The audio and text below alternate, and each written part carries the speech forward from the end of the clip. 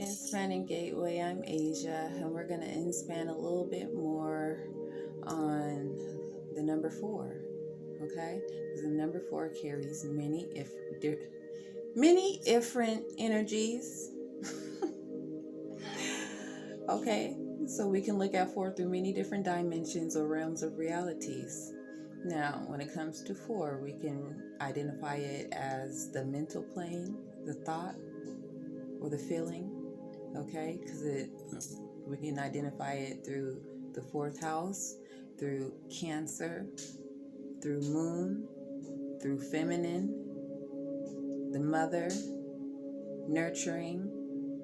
Okay, these are many different dimensions or realms of reality to look at, to spiritually look at the number 4 instead of just us calculating. The number 4 is very powerful because it carries energies. Those energies that we don't have right in front of us, but they are ever present in spirit. In our spirit, we pull these things, we call upon these things at will. That's why the will is very important to understand these things. Our ways of operating elements, right? Because right now I'm using the element of air by communicating, analyzing, logic.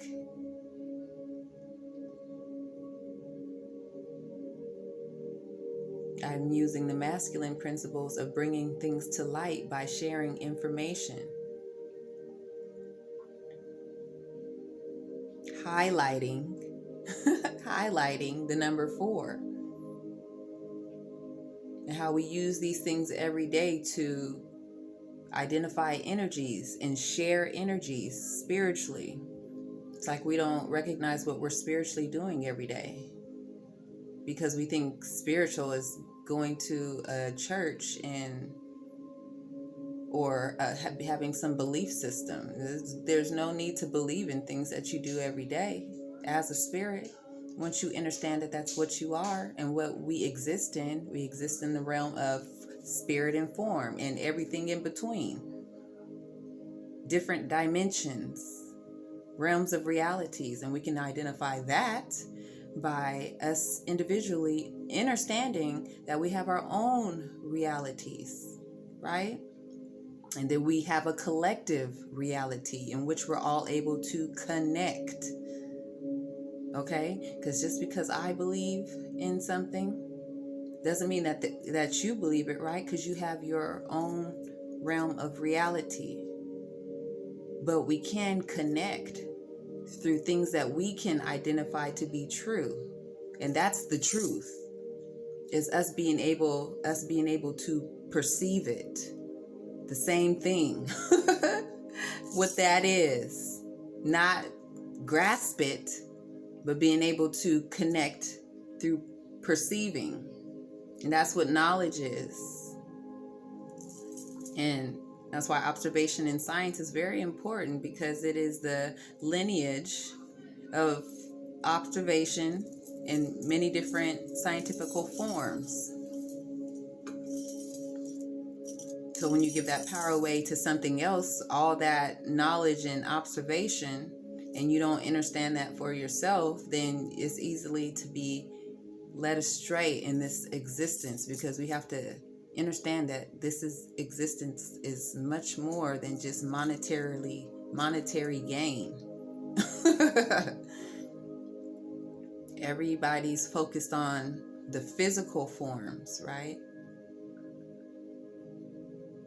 And building physically, when it's also our responsibility to build spiritually.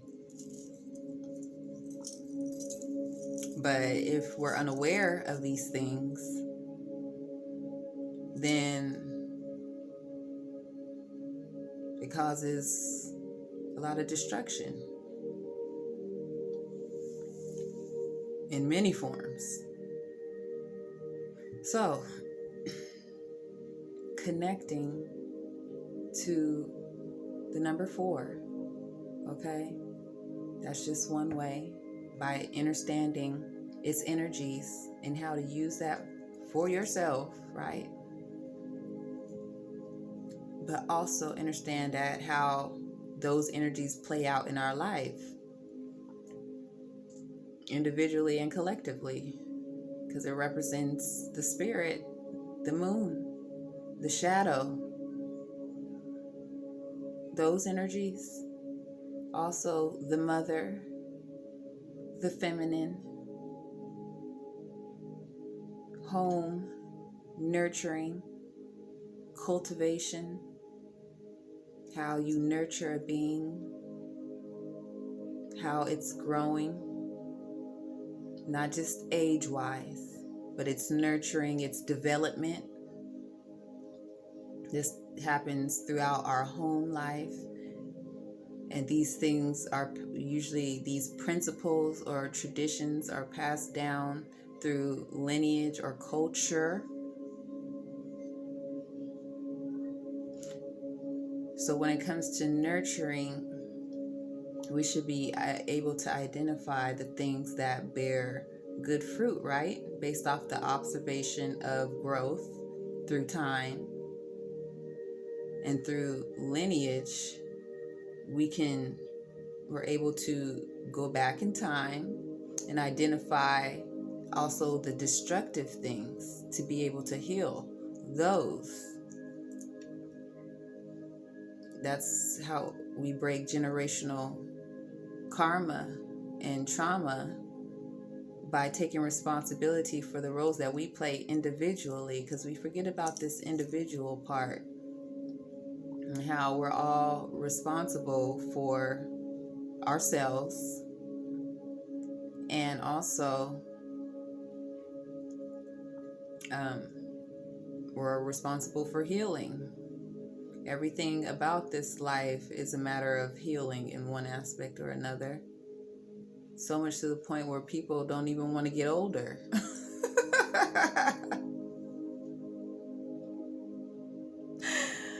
They're looking for that mirror, mirror on the wall. And people do many things with that mirror magic. That image magic.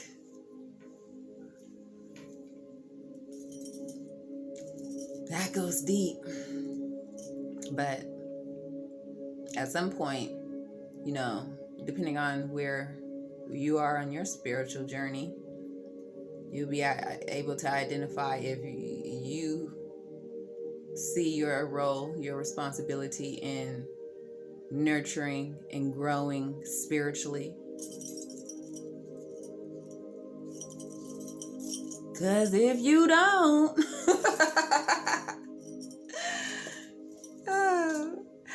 what cracks me up is people, forget about what is it? Survival of the fittest. Survival of the fittest. What is it that animals? Natural selection, okay? That the strong survive.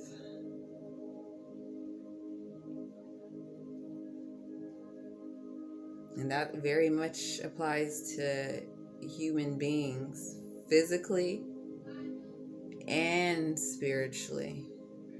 We shouldn't forget about that aspect of life, because everything especially happens in the spirit first before it's manifest. So what is strength in spirit?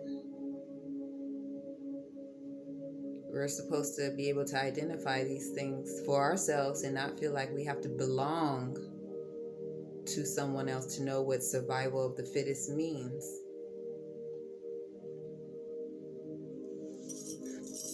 And if we've taken care of our bodies and forms to be able to continue on existing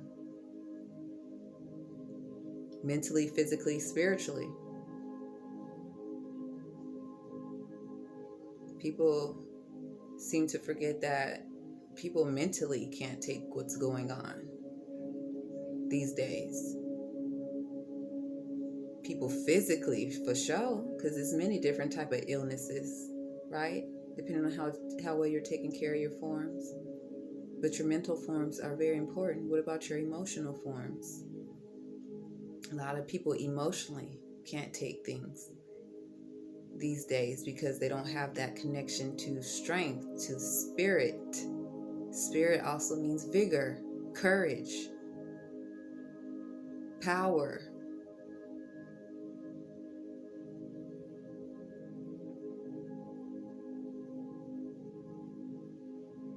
It's raining right now. That is very much spiritual, right? It represents what?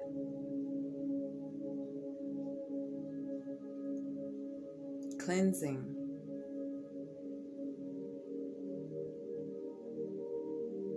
In the water form.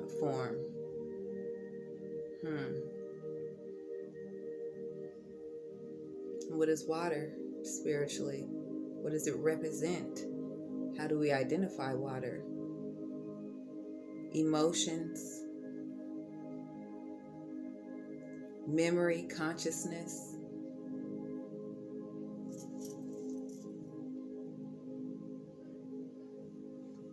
Intuition, imagination.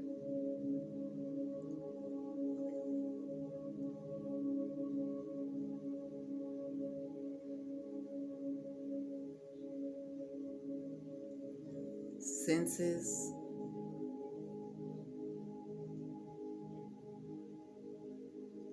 So these things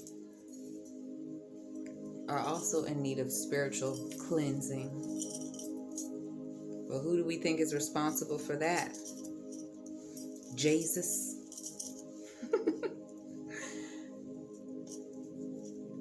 Well, yes, Jesus is responsible for that when you know how to perceive that.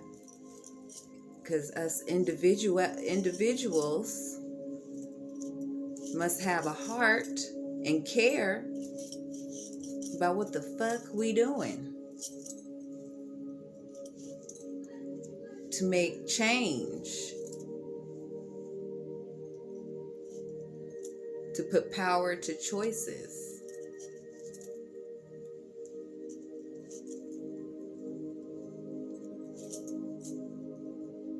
to connect,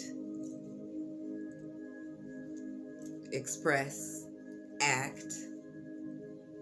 All these things go together to bring light, to perceive. Light is very much a spiritual identification, just as much as in physicality, because light brings awareness. It's to call upon, to bring to light, bring to form out of spirit, because everything is already existing at the same time, and it's up to us as creators, right? Because people don't even know how to identify that they're a creator. They think that has to do with art or something. And it does, and it doesn't at the same time. When we can realize that everything that we're doing is creating. You get up and create your day unless you let somebody else create your day.